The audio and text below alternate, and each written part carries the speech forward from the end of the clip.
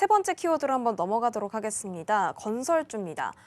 미국과 이란 간의 종전 합의가 점점 더 두드러지게 되면서 이 국내 건설주들이 오랜만에 재건 테마로 묶이게 되면서 좀 반등을 보이고 있습니다. 양해각서 전문까지 지금 공개된 상태예요. 평화와 가까워지고 있는 지금인데 우리 건설주에게 호재인 이 중동 발주 정상화 가능성 지금 현재 어떻게 될까요? 네, 우선 중동은 국내 건설사들의 대표적인 해외 수주 시장인데요. 최근 5년간 국내 건설사들의 해외 수주액 가운데 중동 비중은 약 34.6%를 차지하고 있습니다. 그러나 올해 들어서는 상황이 크게 달라졌는데요.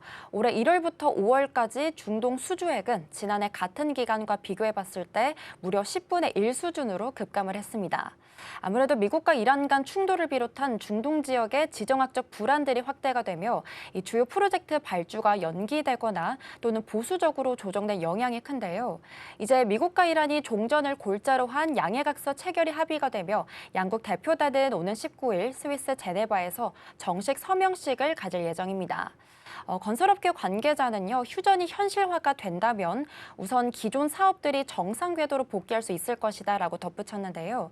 실제로 종전에 대한 합의 소식이 전해진 지난 15일에는요, 삼성물산이나 DL-ENC, 대우건설 같이 이른바 재건주들을 중심으로 매수세가 유입되며 주가가 강세를 보이기도 했습니다.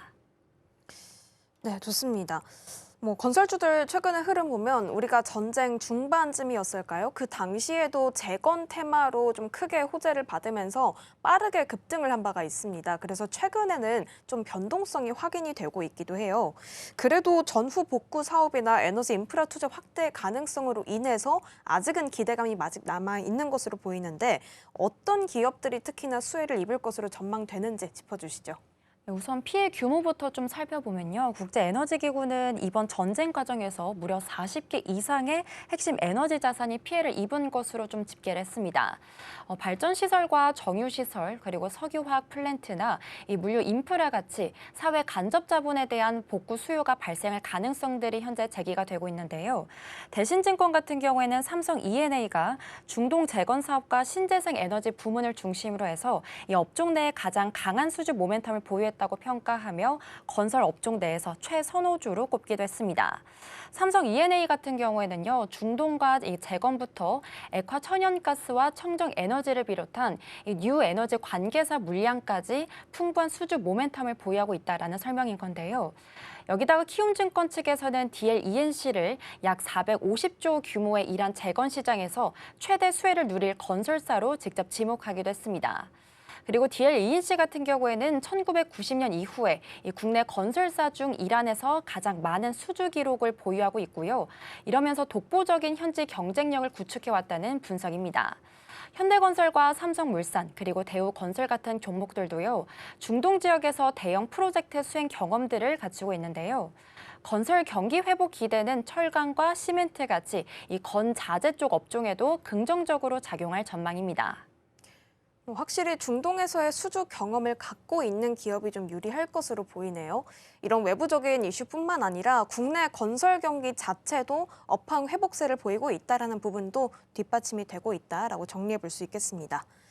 자, 그런데 지금 이러한 가운데 이란 재건을 위해서 미국이 대규모 투자 기금을 조성하고 있다, 이 부분을 검토하고 있다는 소식까지 나오게 됐어요. 한국의 참여까지도 거론이 되고 있는데 이 내용도 함께 짚어주시죠. 네, 우선 규모를 좀 봤을 때 약 3천억 달러의 투자 기금 조성을 허용하는 방안을 검토 중이다라고 최근에 보도가 나오게 됐는데요. 미국 정부 관계자는 유럽 기업뿐만이 아니라요. 한국과 일본 등 아시아 기업 그리고 미국 기업들도 관심을 보이고 있다고 직접 설명을 덧붙이기도 했습니다. 다만 아직 넘어야 될 과제들도 공존하고 있습니다. 무엇보다 이란은 여전히 미국의 경제 제재 대상국이고요. 그리고 미국이 시행 중인 세컨더리 보이콧이 유지가 된다면 한국 기업들의 직접적인 사업 참여는 상대적으로 제한적일 수밖에 없는데요. 여기다가 재건 규모 자체도 아직 구체적으로 확인되지는 못하고 있는 상황입니다. 그래서 최종적으로는 재건 기대감이요. 이제는 단기 테마에 그치지 않기 위해서는 실제 발주와 이 수주 성과가 확인돼야 된다는 점을 유의해 보면서 접근해 볼 필요가 있을 것 같습니다.